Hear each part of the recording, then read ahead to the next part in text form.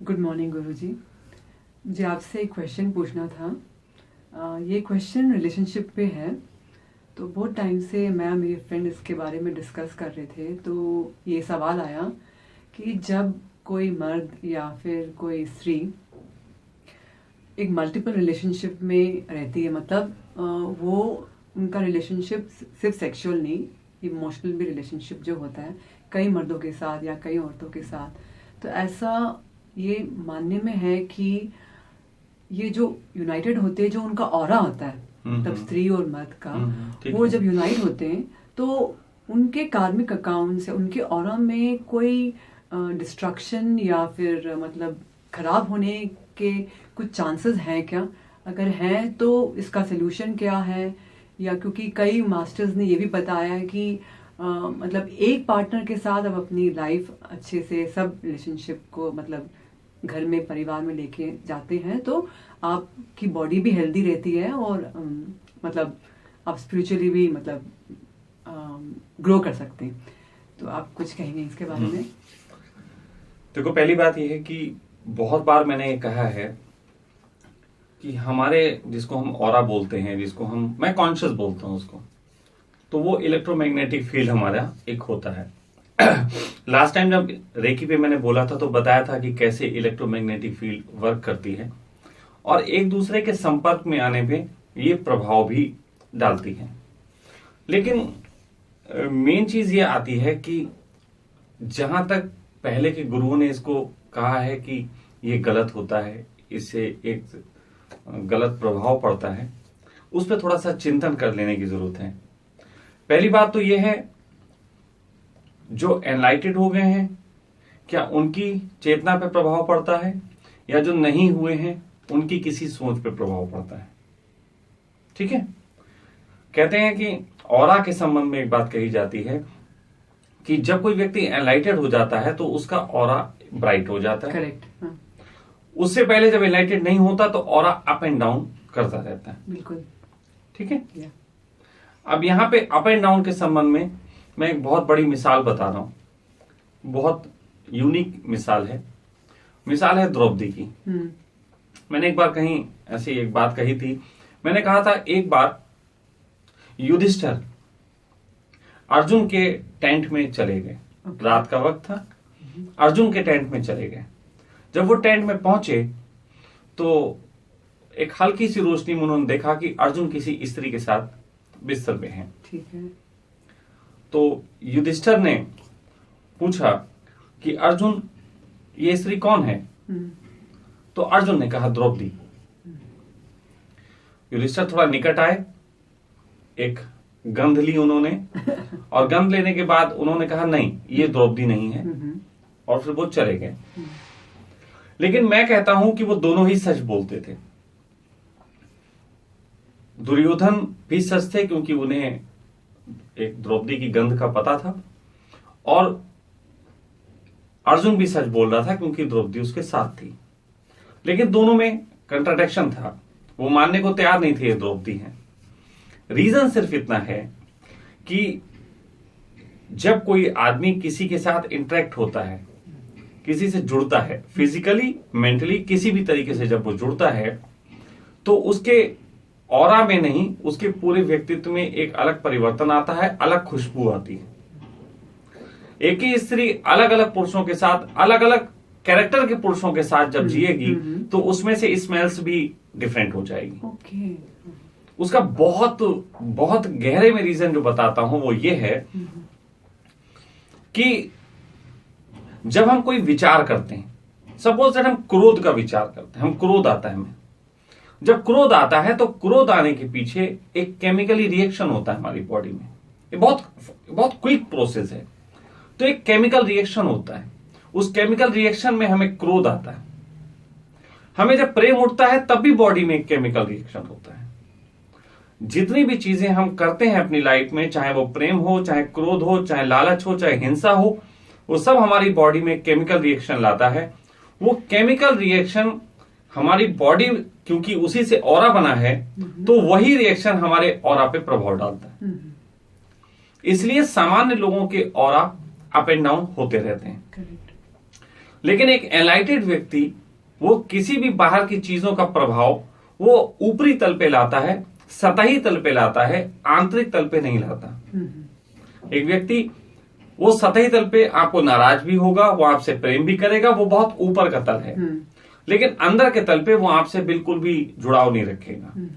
जैसे कृष्ण प्रेम करेंगे तो राधा को इतना प्रेम करेंगे कि राधा को लगेगा कृष्ण उनके लिए पागल हैं, लेकिन कृष्ण एक वक्त आएगा जब छोड़ के युद्ध के मैदान पे चले जाएंगे तो वो कोई भी बात नहीं करेंगे।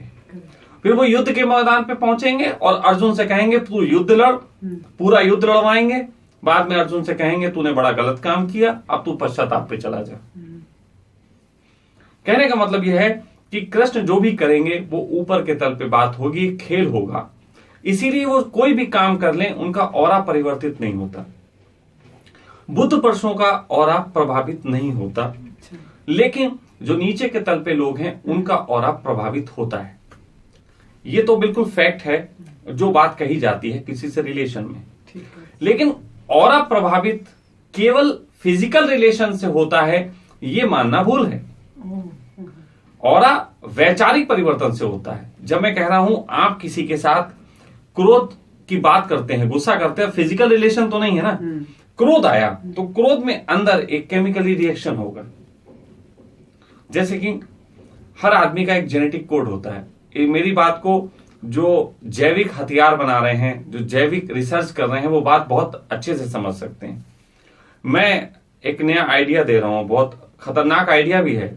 ये बहुत लोगों के हाथ में जाके बड़ा बर्बादी भी कर सकता है और आबादी भी, लेकिन दे देना चाहूंगा क्योंकि बम भी बनते हैं तो फायदे के लिए भी होते, नुकसान के लिए भी।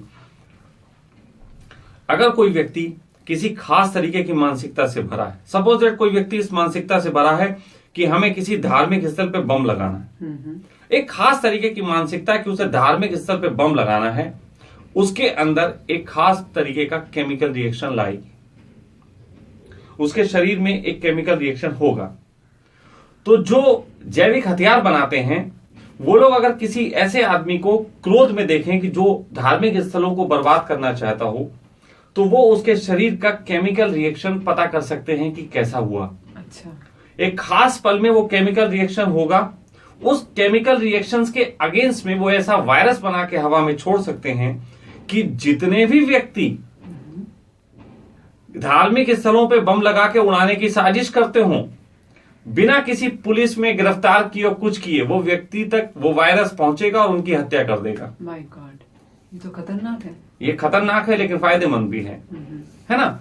यानी कि एक खास तरीके के विचार के केमिकल रिएक्शन पे काम किया जा सकता है। लेकिन अब बात आती है आध्यात्मिक दृष्टिकोण की।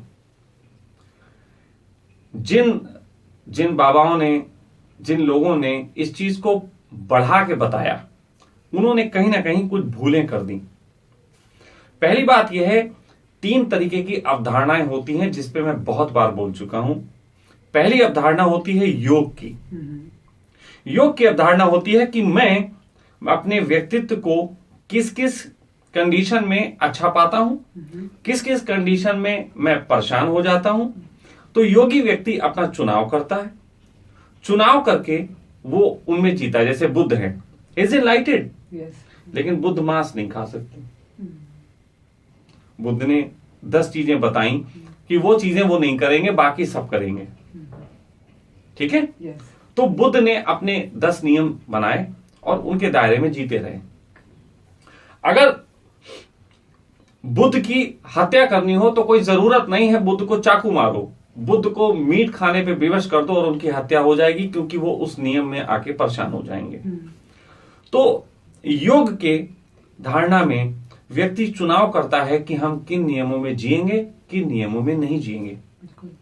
यौगिक व्यक्ति को ऐसी धारणाएं कि दूसरे के साथ रिलेशन या मल्टी रिलेशन, पहली बात तो वो रखेगा नहीं। ठीक है। योगी है तो रखेगा ही नहीं, उसको परेशान होने की जरूरत ही नहीं। जबरदस्ती कोई कराएगा तो उसको थोड़ी दिक्कत होगी, वो उसको थप्पड़ मार के अलग कर सकता है। लेकिन योगी अगर करेगा तो उसके चित्त को नुकसान है, क्योंकि योग की धारणा एक नियमों में जीती है। लेकिन वो युग पुराना हो गया जब योग की धारणा पे लोग चलते थे, लेकिन किताबें पुरानी आज भी जिंदा है। इसीलिए गुरु लोग जो प्रमोशन करते हैं, पब्लिक के बीच अपना नाम करते हैं, वो उन बातों को आधार बना के जो पहले की किताबों में लिखी गई हैं आज के आदमी को समझाते हैं। तो कंफ्यूजन क्रिएट करते तो कंफ्यूजन क्रिएट हो रहा है। मैं कह रहा हूं आज का युग है। देखो, जिन गुरुओं ने ये बातें की कि तुम्हें ऐसा नहीं करना चाहिए, उन गुरुओं ने तुमसे यह भी कहा कि अपने घर में रहो, अपने संसार को चलाओ। ये क्यों कहते हैं?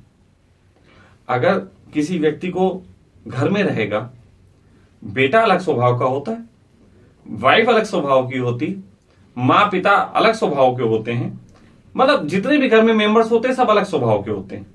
उनके साथ भी वो जो दिन भर तर्क वितर्क करेगा, उसमें उसके अंदर केमिकल चेंजेस आएंगे, अप एंड डाउन होता रहेगा। ठीक है।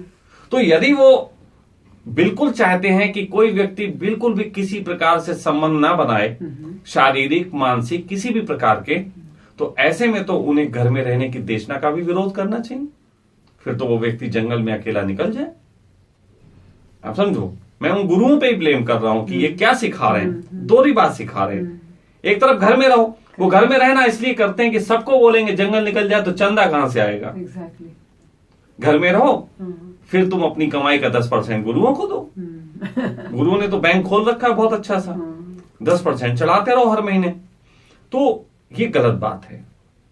मैं थोड़ा इससे आगे जाके वास्तविक बात कर रहा हूं जिससे लोगों को समझ में आए। सच बात तो यह है कि आज का युग है मल्टी डायमेंशनल, आध्यात्मिक युग। यहां पे कॉन्शियस को प्योर करने की बजाय कॉन्शियस को ग्रो करने की बात हो रही है। आप समझो, एक जमाना था हम प्योरिटी की तरफ चलते थे, एक जमाना है हम ग्रो की तरफ चल रहे हैं। कॉन्शियस को प्योर करना ऐसे है जैसे गोल्ड को हम प्योर करेंगे। हम तो मतलब ग्रो और प्योरिटी बहुत अलग बात है, बहुत अलग बात है। प्योरिटी ऐसी है कि एक सोना कहेगा कि इसमें से जितनी गंदगी है इसे हटा दो, मैं 24 कैरेट प्योर हो जाता हूं। ठीक है। ग्रो ये कहेगा कि अब सोने में हम व्हाइट गोल्ड मिलाते हैं, इसके साथ 2 हीरे लगाते हैं और इसको हम नए आयाम पे लेके जाते हैं। ये इसकी ग्रो हो। तो पहले की जो कॉन्शियस होती थी, बहुत से लोग उसमें ऐसे होते थे जो अपनी कॉन्शियस को प्योर करते थे, या ऐसा कहा जाए ज्यादातर लोग अपनी कॉन्शियस को प्योर करने पर रहते थे। लेकिन प्योर करने में तब के समय में बहुत आसानी थी। आसानी क्या थी? एक आदमी, मान लो मोहम्मद साहब, वो जिस एरिया में रहे वो एक लगभग 1000-2000 किलोमीटर का एरिया था जिसमें उनकी पूरी लाइफ बीत गई। अब उस लाइफ के बीच में उनको नॉनवेज भी खाना पड़ा, क्योंकि जिस जगह रहते थे वहां इतना वेज होता नहीं था। तो नॉनवेज की देशना आई, तो उन्होंने अपने चित्त को नॉनवेज की देशना में ढाल लिया, क्योंकि वो देश काल परिस्थिति पे अच्छा था। लेकिन फिर आप इधर आ जाइए, हिंदुस्तान में कुछ लोग हुए जिनको एक खास एरिया में जीना पड़ा जहां बहुत ग्रीनरी थी, बहुत सब कुछ था। इन्होंने वेजिटेबल की धारणा बनाई, समझना, इन्होंने धारणा बनाई। तो वो जिस समय में रहा करते थे उस समय में इतना छोटा सर्किल होता था कि वो अपने आप को प्योर करने पे काम कर लेते थे।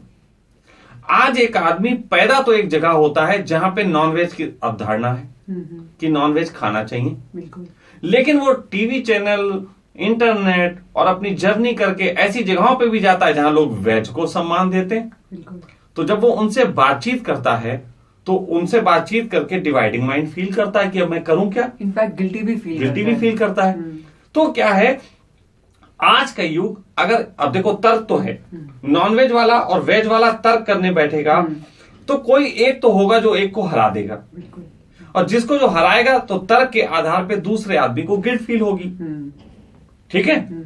मैं दूसरी बात कह रहा हूं, मैं कह रहा हूं ऐसे हो जाओ जैसे तुम नॉनवेज खाते हो, और अगर तुम्हें ऐसी जगह जाना पड़ा जहां वेज खाओ तो वेज के साथ कंफर्ट हो जाओ। इसे कहेंगे ग्रो करना। एडेप्टेबिलिटी ग्रो करने की होती। जैसे गोल्ड जो है वो व्हाइट गोल्ड को एक्सेप्ट करेगा, तो एडेप्टेबिलिटी तो है, लेकिन उससे वो ग्रो करेगा, उससे वो कीमती हो जाएगी। धातुएं मिलके कीमती हो जाती हैं, उसी प्रकार व्यक्तित्व में कई तरीके के डायमेंशन आना आपको कीमती बनाते हैं। फ्लेक्सिबल हो जाओ, मतलब आप देखो कृष्ण थे, कृष्ण के बारे में बड़ा स्पष्ट है कि वो मल्टी डायमेंशनल थे। Absolutely. ठीक है। लेकिन वो आज से 5000 साल पहले थे, तो थोड़े अपवाद थे, थोड़ा अपवाद थे कि वो लोग समझ नहीं पाते थे ये कैसा आदमी है, इसीलिए उनको किसी ने चोर कहा, किसी ने कुछ कहा। लेकिन आज हम समझ पाते हैं कि वो आदमी बहुत सही थे। और इसको ऐसे देखो, आप इंडिया में रहते हो, लेफ्ट साइड में आप गाड़ी ड्राइव करते हो, ठीक है। अमेरिका जाओगे, राइट साइड में करोगे नहीं कहोगे, या वहां जाके नियम अपना लेफ्ट वाला ही चलाओगे? Obviously right. तो अगर तुम वहां पे गाड़ी चलाने का नियम बदल सकते हो, तो क्या ये ग्रो अप होना नहीं है कि तुमने दोनों साइड गाड़ी चलाना सीखा? करेक्ट। ठीक है। अब हम लड़े कि हमारे गुरुजी ने तो कहा था कि लेफ्ट भी चलाना, जैसे यहाँ के गुरु शिक्षा देंगे कि इस तरीके से तुम्हें लेफ्ट साइड में चलना चाहिए। अब तुम यहां गुरु की शिक्षा में अमेरिका चले जाओगे तो तुम मरोगे। तो तुम जब बदलते हो तो तुम्हें बदल देने में असल में तुम्हारी कॉन्शियस ग्रो करती है।